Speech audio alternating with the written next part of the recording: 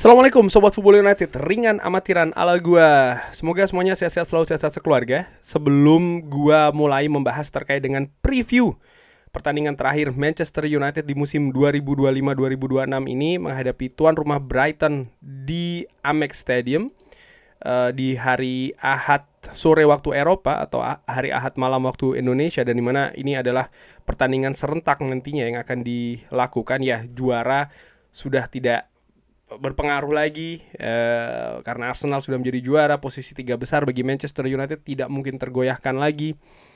Posisi zona Liga Champions menurut gue, walaupun secara matematis masih mungkin berubah, tapi gue pikir tidak akan banyak terjadi perubahan ya. Mungkin zona Eropa lainnya atau zona degradasi itu yang akan lebih menarik untuk diikuti di pertandingan nanti ini terakhir secara serentak. Tapi gue tidak akan membahas pertandingan-pertandingan itu. Gue akan lebih ke Manchester United menghadapi Brighton. Sebelum gue ke sana, Sobat Football United nih yang ingin just tip jersey Manchester United langsung dari Manchester United webshop atau webshopnya Manchester United, bisa choose langsung ke Instagram Justip JASTIP .football United ya. Justip itu titik football United. Justip .football United. Di situ bagi yang berminat, gue sudah kasih caranya bagaimana dan lain-lainnya. Barang gue akan orderkan dari webshopnya Manchester United. Tips gue selalu order barang yang memang tidak ada di Indonesia dan juga di tempat lainnya ya. Ada banyak di sana. Bisa juga jersey retro, bisa juga diorderkan di sana, atau dengan badge Champions League dengan nama, silahkan. Jaket bisa juga, cus langsung ke justip.football United. Justip ini pernah gue lakukan sekitar 2 atau 3 musim yang lalu. Alhamdulillah pada saat itu sukses. Lalu gue sempat vakum dan sekarang gue buka lagi nih. Terbatas hanya sampai akhir Mei saja ya, atau 10 order. Masih ada sekitar sampai dengan tanggal 30 Mei. Gue batasi sampai jam 9 malam waktu Indonesia. Jadi buruan nih Sobat Football United yang berminat untuk just tip barang-barang dari webshopnya Manchester United. Oke, ke pertandingan antara Manchester United menghadapi Brighton. Manchester United seperti gue katakan tadi ya, ini sudah tidak berpengaruh lagi. Kalaupun ada beberapa selentingan yang berpengaruh adalah ya Bruno Fernandes bang, dia bisa menjadi yang terbaik nih, meninggalkan Thierry Henry dan juga Kevin De Bruyne. Iya sih, tapi apa yang dilakukan atau dicapai oleh Bruno Fernandes dengan menyamai rekor itu saja menurut gue sudah luar biasa melihat perjalanan Manchester United musim ini. Tapi yang lebih penting juga menurut gue adalah keadaan selanjutnya, karena Bruno Fernandes ini berangkat ke Amerika Serikat, Meksiko, dan juga Kanada bersama dengan tim nasional Portugal mengikuti Piala Dunia. Jadi musim panas dari Bruno Fernandes ini akan lebih singkat. Dan kita tahu, sering juga gue katakan, gue analisa bahwa Bruno Fernandes ini merupakan pemain vital, komponen terpenting bagi Manchester United musim ini, dan gue perkirakan juga musim depan. Sehingga memang harus dalam tanda kutip ya di-manage ataupun dikelola juga dengan baik. Apakah ini berarti Bruno Fernandes akan diistirahatkan ketika menghadapi Brighton? Menurut gue ya tidak perlu se-ekstrim itu. Tapi ada menit bermain yang harus diatur. Di sisi lain, dengan pastinya Manchester United berada di 3 besar ya, dan tentu saja mengamankan target besar musim ini, yaitu adalah tiket Liga Champions untuk musim depan, ada hal-hal lain yang bisa dilakukan Michael Carrick terkait dengan susunan pemain ataupun juga komponen pemain di pertandingan nanti. Manchester United ataupun Michael Carrick bisa memberikan kesempatan kepada pemain muda, bisa juga memberikan kesempatan kepada pemain-pemain yang diperkirakan akan meninggalkan Manchester United musim depan. Casemiro sudah mendapatkan farewell ataupun perpisahan di Old Trafford di pertandingan menghadapi Nottingham Forest. Tyrell Malacia pun juga disebut di speech ataupun pidato dari Michael Carrick di Old Trafford. Tapi ada juga nama-nama lain yang punya kemungkinan akan cabut dari Manchester United, seperti misalnya Joshua Zirkzee, seperti misalnya juga Ugarte ya. Dan menurut gue dua pemain ini ya bisa saja diberikan menit bermain. Tujuannya adalah untuk bisa menjaga valuasinya, harapannya seperti itu.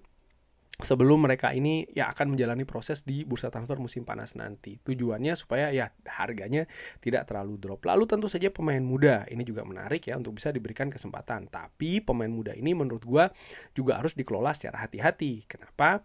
Bagi pemain muda bisa mendapatkan kesempatan bermain di klub sebesar Manchester United ini adalah sesuatu yang besar. Sesuatu yang bisa merubah banyak hal dalam hidup dan juga karir sebagai pemain sepak bola. Kalau itu tidak diatur, tidak dikelola secara baik, secara hati-hati, ini bisa menjadi bumerang yang berbahaya. Sehingga menurut gua, ya pemain muda bisa saja diberikan kesempatan, tapi tetap dengan pengawasan yang ketat. Menurut gua, jangan terlalu jor-joran ya, terlalu banyak pemain muda yang dilibatkan di starting line up, tetap menit bermainnya harus dibatasin. Bahkan menurut gua, ada baiknya ya tidak diberikan dari awal sih menit bermainnya, melainkan sebagai pemain pengganti dengan ya menit bermain yang terbatas. Menurut gue itu saja sudah sangat baik bagi perkembangan pemain muda. Ingat, pemain muda menurut gue yang terpenting adalah perkembangan, development di situ dulu, bukan tentang mengangkat tim dan lain-lain, tapi bagaimana development dan memberikan menit bermain itu juga salah satu komponen yang diharapkan untuk bisa memberikan perkembangan, progres dan juga development. Sehingga ya tujuannya harus di sana dulu. Balik lagi menghadapi Brighton di musim ini Manchester United sebenarnya sudah pernah 2 kali menghadapi Brighton di Premier League ketika menang 4-2. Pada saat itu Manchester United bermain luar biasa menurut gua ya. Lalu Manchester United di FA kalah 1-2 nih di bulan Januari dan tersingkir di kompetisi tersebut. Kali ini Manchester United akan menghadapi Brighton, di mana kalau dilihat di papan klasemen, Brighton saat ini berada di peringkat ke-7 di zona Eropa untuk ke Europa League, tapi mereka masih belum aman. Menurut catatan gua ya, setidaknya ada 1, 2, 3, 4 Chelsea, Brentford, Sunderland yang masih berpeluang untuk bisa ya Chelsea, Brentford dan juga Sunderland yang punya peluang untuk menggeser peringkat Brighton di zona Europa League. Jadi Brighton tetap memiliki misi yang bisa membakar motivasi di pertandingan terakhir nanti nih menghadapi Manchester United. Nah, dari situ ya menurut gue bisa dilihat ya bahwa memang Brighton bisa jadi akan tampil lebih habis-habisan dibandingkan dengan Manchester United yang ya mungkin pemain sudah mulai berpikiran terkait dengan istirahat di musim panas, menjaga kondisi. Kalau menurunkan pemain muda, seperti gue katakan tadi ya, tidak bisa terlalu jor-joran, harus tetap diatur. Dan pemain muda pun juga, namanya juga pemain muda ya, masih miskin pengalaman. Kalau mereka ingin menunjukkan sesuatu pun juga sering sekali masih terlalu hijau. Jadi ada situasi yang nampaknya lebih mengarah ke Brighton menurut gue secara ringan amatirannya. Nah, bagaimana dengan susunan pemain yang bisa diturunkan oleh Michael Carrick? Kalau gue menilai bahwa bukan berarti ingin melepas pertandingan ini, tapi juga melihat ke situasi yang lain. Bukan melihat ke kemenangan. Gue pikir seperti itu ya, bukan berarti terus melepas tidak mencari kemenangan, tidak, tapi mencari kemenangan dengan cara yang lain. Menurut gue seperti itu. Bahkan Michael Carrick sudah bisa mulai melihat hal yang berkaitan dengan musim depan itu tadi menurut gue. Misalnya dengan memberikan menit bermain kepada beberapa pemain yang memang menit bermainnya tidak cukup banyak musim ini. Dan menurut gue dari situ bahkan untuk posisi penjaga gawang Sean Lemans ini luar biasa. Tapi menurut gue Altay Bayindir bisa diberi kesempatan dari awal. Tom Heaton yang kabarnya memang akan diberikan perpanjangan kontrak, situasi tidak pasti dengan Altay Bayindir, justru menurut gue bisa diberi kesempatan.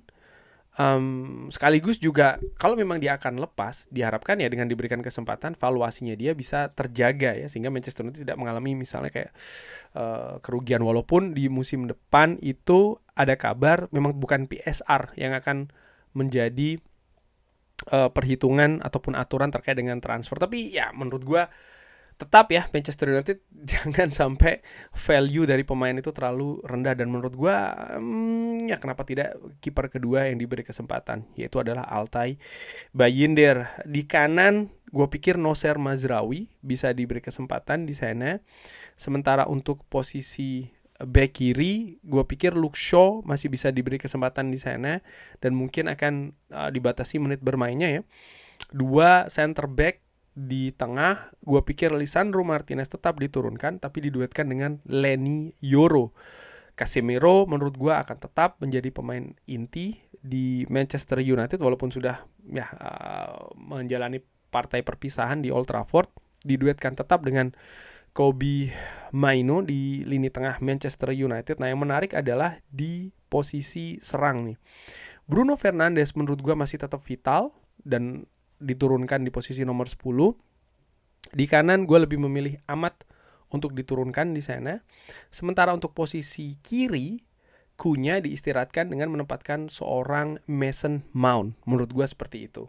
Karena dalam beberapa pertandingan Michael Carrick lebih memang mengutamakan sisi lebar gitu ya, dari satu sisi untuk menyerang, dan dalam hal ini bisa jadi sisi dari kanan Amat ya. Lalu Mason Mount di kiri bisa lebih agak ke tengah, situasinya seperti itu.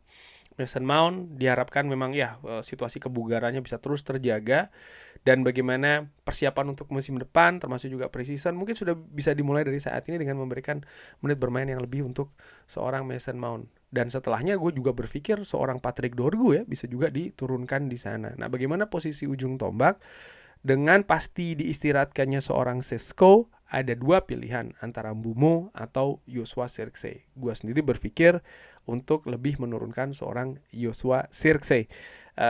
Joshua Zirkzee juga tidak tampil cukup baik dan juga meyakinkan di pertandingan-pertandingan sebelumnya, tapi ya bisa jadi ini akan menjadi pertandingan terakhir bagi seorang Joshua Zirkzee di Manchester United, dan setelahnya bisa diganti oleh Bryan Mbeumo tentu saja. Pemain-pemain muda seperti kayak Lessie ataupun juga ya pemain lain menurut gue juga bisa diturunkan tentu saja, tapi gue lebih memilih untuk mereka ini ya pemain-pemain muda ini untuk diturunkan di babak kedua dengan tetap memberikan menit bermain yang terbatas kepada pemain-pemain muda ini. Pemain lain seperti kayak Manuel Ugarte pun bukan tidak mungkin akan diberikan kesempatan kepada Michael Carrick ya, mungkin sebagai partai perpisahan bersama dengan Manchester United. Di pertandingan terakhir ini, jujur gue sebenarnya tidak terlalu berharap bahwa Manchester United akan mendapatkan kemenangan, karena seperti gue katakan tadi ya, dari awal nampaknya memang misi ataupun tujuan dari pertandingan untuk bisa memperoleh kemenangan itu lebih kuat untuk Brighton. Tapi bagaimana Manchester United tetap bisa menjaga mereka tetap berlaku dalam tanda kutip lah katakanlah profesional di atas lapangan. Mereka tetap bisa menjaga jersey yang mereka gunakan, tetap tampil maksimal ya di pertandingan terakhir di Amex Stadium menghadapi tuan rumah Brighton. Menarik sebelum gue akhiri ya, pemain Brighton Carlos Baleba. Nah, ini juga panggung yang menarik nih untuk pemain internasional Kamerun ini untuk menunjukkan langsung kepada fans Manchester United bahwa dia berhak ataupun juga layak datang ke Old Trafford musim depan. Bagaimana menurut Sobat Football United? Seperti biasa silahkan drop di kolom komen. Terima kasih sudah menyaksikan. Jangan lupa like, share, dan juga subscribe. Wassalamualaikum warahmatullahi wabarakatuh. Thank you.